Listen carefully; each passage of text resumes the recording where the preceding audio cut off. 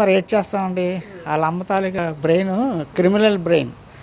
వాళ్ళ అమ్మది జీన్స్ వస్తాయి కదా, జీన్స్ వస్తాయి కదా, ఆ జీన్స్ అడిగి వచ్చినట్టు ఉంటుంది. ఎందుకంటే మా వంశంలో అంత కిలాడీలు ఎవరు లేరు. మా నాన్న గురించి వీళ్ళు తెలిసి కొంతమంది ఇక్కడ వీళ్ళు కూడా ఉంటారు. సాత్వికంగా ఉంటాం, మా పని ఏదో మనం చూసుకుంటాం. మా ఇంట్లో ఉన్నామో లేదో తెలియదు ఎవరికనే. ఈరోజు వీధి ఎక్కవలసి వచ్చింది. ఏటమ్మా ఇంట్లో మాస్టర్ గారిని అడగండి. మాస్టర్ గారిని ఇంట్లోనే ఉండేవారు, బయటికి వెళ్ళేవారు కదా, అన్నీ తెచ్చి పడేసేవాడిని. మా కర్మాన్ని మేము ఉండేవారు. కానీ ఈ రోజు ఇలా ఇది ఎక్కువలసి వచ్చింది. వాళ్ళ అమ్మ బ్రెయిన్ మంచిది కాదు, అంతా అదొక ఇది. అందుకే విడిపోయాం మా ఆవిడ నేను. అంటే ఆమె ఆలోచన అట్లా అంత మా ఆలోచన అలా ఉంటుంది. అంత వ్యతిరేకమైన పనులు. జుత్తుకేస్తే వాళ్ళకి మెడకి, మెడకేస్తే జుత్తుకి.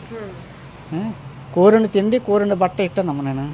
అయినా సరే ఆవిడ డ్యూటీకి వెళ్తుంటే తలుపులు తాళాలు వేసేది, డ్యూటీ నుంచి వచ్చేసింది తలుపులు తాళాలు వేసేది. ఇవన్నీ పెద్ద మనుషులు చెప్పాను.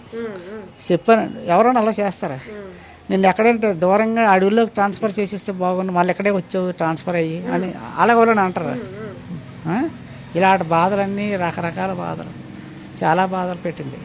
అవన్నీ చెప్పాను మా వాళ్ళకి. మా తగ్గు పెట్టి నాకు పరుగు పోయింది అన్నట్టు ఏదో మాట్లాడు.